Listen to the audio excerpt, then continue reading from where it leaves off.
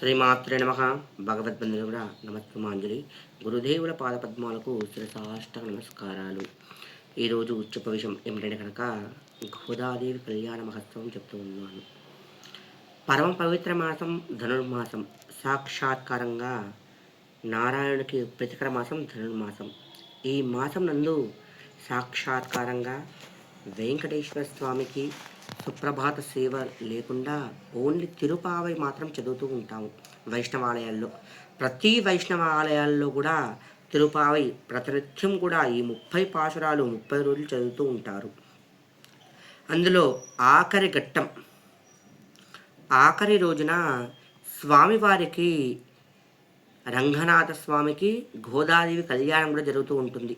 ప్రతి ఆలయం నందు వివాహం నందు ఇబ్బందికరంగా సమస్య ఎవరికైతే ఉంటుందో, అనుకూలంగా లేకుండా ఉంటుందో, దాంపత్య సుఖం తక్కువగా ఉంటుందో, ఈ గోదాదేవి కళ్యాణం నందు మీరు పాల్గొని స్వామివారి ఆ అక్షంతలు శిరస్సుపై ధరించిన ఎడలా ఖచ్చితంగా వివాహం అనేది జరుగుతూ ఉంటుంది.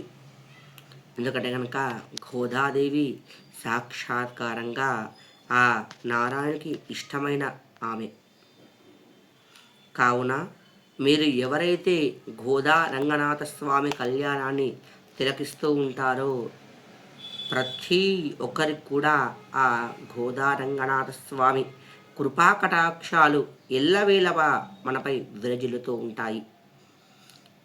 ఎవరైనా సరే ప్రతి వైష్ణవ ఆలయం నందు ఈ గోదా కళ్యాణం జరుగుతూ ఉంటుంది.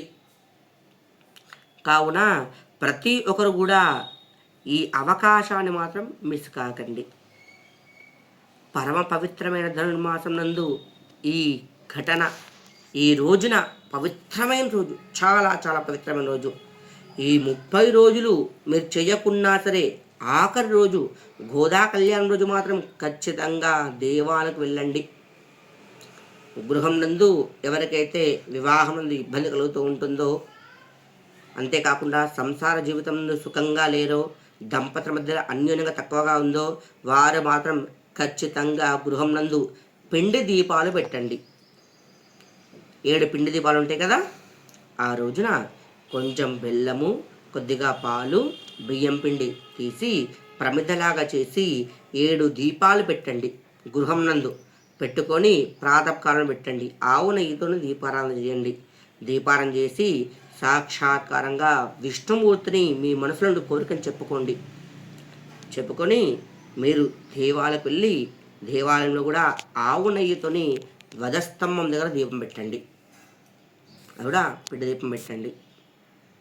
పెట్టేసి స్వామివారికి 9 ప్రదక్షిణలు చేయండి. దేవాలయం చుట్టూ, ప్రాంగణం చుట్టూ. కుదరకుంటే కనుక ధ్వజస్తంభం నమస్కరించుకోండి, ప్రదక్షిణకు భావించుకోండి.